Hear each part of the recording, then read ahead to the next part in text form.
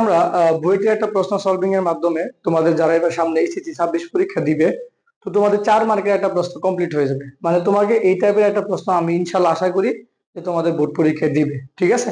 তো দেখো, এটা বুয়েট ভর্তি পরীক্ষা দুইবার আসছিল, সো প্রশ্নটা তোমার জন্য বোর্ড পরীক্ষার জন্য তোমার জন্য ইম্পর্টেন্ট। ওকে, আচ্ছা।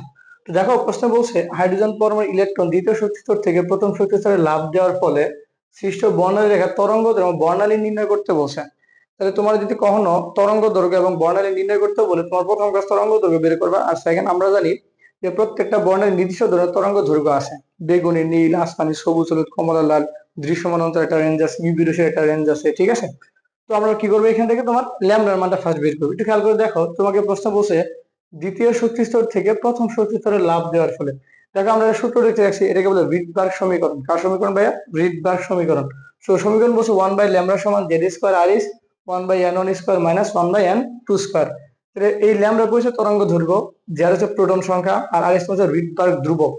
n1 এবং n2 চারটা পরিচয় আছে, তো আমি তোমাকে একটা পরিচয় বলি, সেটা তোমার হচ্ছে, তো n1 থেকে তুমি মনে রাখবা যে ইলেকট্রনটা বর্তমানে যেখানে আছে। তো তোমাকে বলছে দ্বিতীয় শক্তি স্তরে লাফ দিয়ে প্রথম শক্তি স্তরে গেছে, তাহলে বলতো বর্তমানে কোথায় আছে?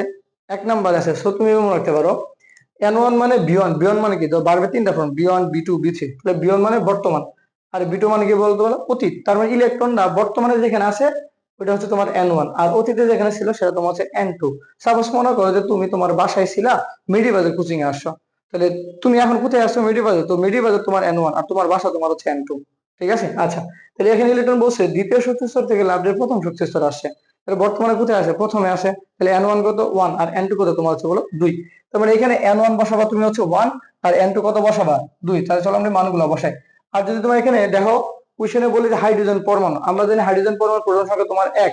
মনে রাখবা, যদি কখনো পরমাণু উল্লেখ করা না থাকতো তাহলে তুমি হাইড্রোজেন পরমাণু ধরে নিতা। ঠিক আছে? আচ্ছা, তাহলে এখন তুমি বসাবা 1 স্কয়ার। আর এস এর মান কত? তো মনে রাখবা আর এস এর মান, দেখো এখানে যে তুমি বর্ণালী তোমার ফাইন্ড আউট করবো, সো আমি মানগুলা ন্যানোমিটারে জানি। সো তুমি যদি আর এস এর মান ডিরেক্ট 1.09678 ইন্টু 10⁻⁻2 বসাও, তাহলে ডিরেক্ট ন্যানোমিটার চলে আসবে। আর যদি 10⁵ বসাও তাহলে সেন্টিমিটার চলে আসবে, 10⁷ বসালে মিটারে চলে আসবে, আর 10⁻³ বসালে অ্যাংস্ট্রমে চলে আসবে। তো তোমাকে যদি স্পেসিফিক করে বলে দেয় যে অ্যাংস্ট্রমে বের করো, তখন তুমি তাহলে বসাবা 10⁻³, মানে তখন তোমাকে আর এস এর মানটা ওই এককে বসাইতে হবে। ওকে, আচ্ছা। তারপরে মান কত? তাহলে 1/n1 কত? তাহলে n1 বর্তমানে কোথায় আছে? 1 নম্বরে, তাহলে 1 স্কয়ার মাইনাস n2 কত বলো? কোথেকে আছে? দ্বিতীয় নম্বর শক্তি স্তরে আছে, তার মানে তোমার 2 স্কয়ার। তাহলে আমি তোমার মানগুলো বসে ফেললাম। ঠিক আছে? আচ্ছা, এখন তুমি যদি এখানে ক্যালকুলেশন করো, তাহলে বলো 1 দিয়ে যে কারো গুণ করলে যা আছে তাই থাকে, 1.09678 ইন্টু 10⁻²। আর এখানে ক্যালকুলেশন করে আছে, তাহলে দেখো নিচে তোমার হচ্ছে 1 স্কয়ার, উপরে 1, তাহলে বলো তো ফলাফল কত আসছে? 1 মাইনাস 1 বা কত আছে বলো? 4।